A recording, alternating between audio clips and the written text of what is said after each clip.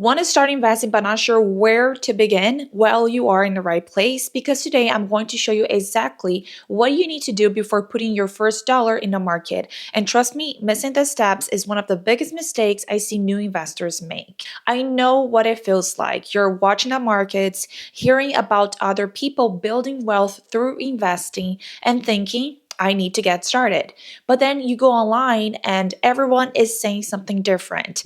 Buy this stock. No, invest in that fund. No, wait, crypto is the way to go. It's exhausting. That's exactly why I am creating this series. Over the next 6 videos, I'm going to break down everything you need to know to start investing with confidence. No confusing jargon, no get rich quick promises, just a clear step-by-step guide to help you build long-term wealth. By the time we are done, you will know exactly when you're ready to start investing, which investments actually make sense for you, how to build your first portfolio, and most importantly, how to avoid the costly mistakes most beginners make. If you watched my last video about investing mistakes, you already know some of those. But today we're focusing on what you should do. We're starting with the foundation, those essential first steps that nobody talks about, but that can make or break your investing journey. I know building a foundation might not sound as exciting as picking stocks or jumping into crypto, but here's the thing. Get the steps right and everything else becomes so much easier. Get them wrong and well, that's when investing starts to feel like gambling. Let's start with something that most people get completely wrong. They think investing is all about money, but here's the truth. Investing is just a tool to help you create the life you want. It's about funding your dreams, whether that is retiring comfortably, buying your dream house, taking your family on amazing adventures, or anything else that matters to you. You know what? I have to be really honest with you. I learned this the hard way. When I first started investing, I did it because I thought that I should. That's it. And yeah, that was better than not investing at all. But here's what happened. I just couldn't stay consistent with it. Some months I would invest, other months I wouldn't. There were times that I would pull the money out to buy stuff that honestly, looking back right now, I don't even remember what I spent the money on. And every time I would tell myself, I will put it back with my next paycheck. And spoiler alert, that never happened. I was all over the place and my money wasn't growing at all. Everything changed when I finally got crystal clear on why I was investing and what I actually wanted to achieve with my money. So let's do this. Take a moment to ask yourself, why do you really want to invest? What dreams are you trying to fund? How much money do you actually need? When do you need this money? Are we talking next year, 5 years from now, or way down the road? And look, I get it. When you're just starting out, saving money isn't exactly fun. There's always going to be something tempting to spend on. Maybe it's that new phone everybody's talking about, or those weekend trips with friends, or whatever catches your eye. But here's something I have learned. When you have a real meaningful goal in mind, saying no to those little things gets so much easier because you're not really saying no. You're saying yes to something bigger. Now, I want to help you avoid the mistakes I made. We're going to do a quick exercise together that will give you the clarity I wish I had when I started. So grab a piece of paper or open your notes app. This exercise is simple but powerful, and we're going to turn those vague financial dreams into clear, actionable goals. So step number 1, I want you to write down your top 3 financial goals. But here's the key. You have to be specific about what you want. So for example, instead of save for retirement, you will write something like live comfortably in retirement. Instead of buy a house, you will write buy a 3-bedroom house in your preferred area.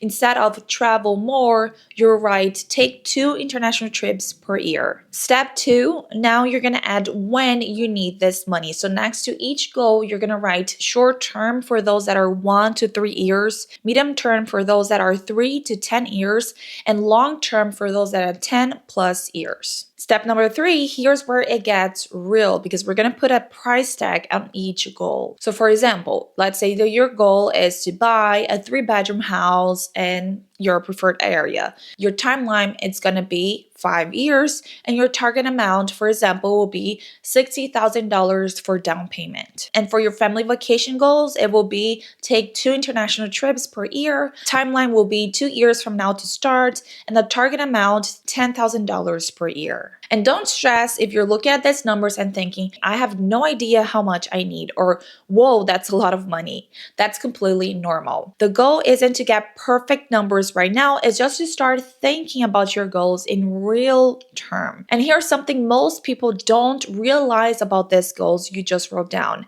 They are going to do way more than just motivate you. They're actually going to guide you how to invest your money. Let me show you what I mean. If you're saving for a house that you want to buy in 2 years, you need that money to be safe and easy to get. But if you're saving for retirement that's 30 years away, you can probably take a different approach that might help your money grow more. And if you're working on multiple goals at once, you might need different strategies for each one. So your goals are going to help you pick the right types of investment accounts, save money on taxes, and avoid paying extra fees. And don't worry if that sounds complicated, because we're going to break down exactly which investments work best for different goals in the upcoming video. So make sure you are subscribed so you don't miss those. But before we start talking about where to invest your money, there's something really important that we need to deal with first: high interest debt. Let me show you why this is such a big deal. Here's the thing about your money: it can either work for you or against you. And if you have high interest debt, your money is working against you, probably more than you realize. What do I mean by high interest debt? Here's a quick breakdown. Those credit cards charging you 15 to 30% interest, yes, that's high interest debt. Any store credit cards, that also is, because it's even worse than regular credit cards. Personal loans that you have that's above 8%, those count too. Payday loans, those are even worse because they have crazy fees. And even private student loans, if they are above 8%. So let me put this in real numbers. Say you have $1,000 on a credit card with 20% interest. That's costing you $200 every single year just in interest. That's money just disappearing, and you're getting absolutely nothing for it. And here's what nobody really talks about. When you invest in stocks or funds, you might make around 7 to 10% per year on average. But if you're paying 20% interest on credit card debt, you are losing money twice as fast as you could possibly make through investing. It's like trying to fill up a bucket that has a huge hole in the bottom. Sure, you can keep throwing money into investments, but that high interest debt, it's just going to drain your money even faster. That's why we absolutely have to plug these holes before we start investing. We need to get rid of that high interest debt first. Now, let me paint a picture for you. Imagine that you have done everything right. You have gotten rid of high interest debt. You know exactly what your goals are, and you're feeling ready to start investing. Then bam, life throws you a curveball. You have a $2,000 medical bill that you didn't see coming. Now, if you don't have any savings set aside for emergencies, you are stuck with some pretty awful choices. You could put it on a credit card. But wait, didn't we just work so hard to get out of credit card debt? Maybe you could take out a personal loan. Same problem, more debt. Or you could pull money out of your investments, but then you might have to pay taxes, maybe even penalties, and you're basically interrupting all the progress you have made. This isn't just some made up scenario. I have been there and I have seen it happen to so many people. It's like life have its funny way of testing us right when we think we're getting ahead.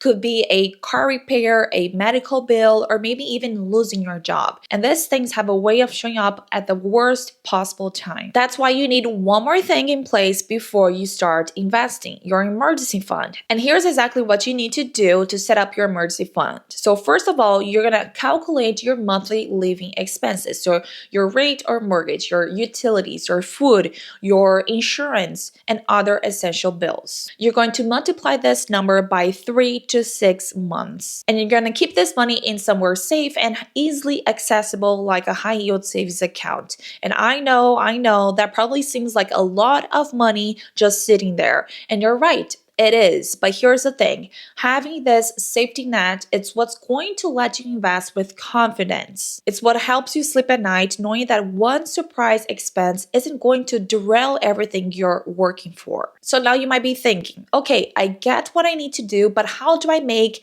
all of this happen? Well, this is where budgeting comes in. And I want to share something really important with you about this. You know how everyone's different about how they like to organize things? Budgeting is exactly like that. Some people are totally fine with just having a general idea. They know roughly what they spend on necessities, what goes to the fun stuff, and what they're saving. And hey, if that works for them, that's great. But me, I'm one of those people who likes to have everything written down. I want to know exactly what I'm spending on housing, groceries, getting around, all of it. And here's the thing. Either way, it's completely fine. What really matters is finding what works for you and actually sticking with it. So let me share with you what works in my life. I use something called the 70-30 rule, and it's pretty straightforward. So 70% of what I make goes to my life right now. So all my current expenses, the things I want, the things I need in the present. The other 30%, that's for my future. And this is exactly where everything we have been talking about fits in.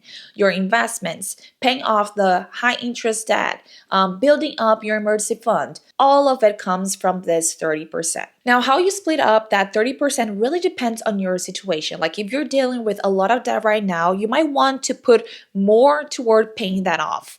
But, and this is super important, try to put at least a little bit aside for emergencies, even if it's just a small amount at first. So maybe that will look like 20% going to that and 10% going to your emergency fund. And look, I'm not going to sit here and tell you that there is some magic formula that's going to work perfectly for everyone, because there isn't.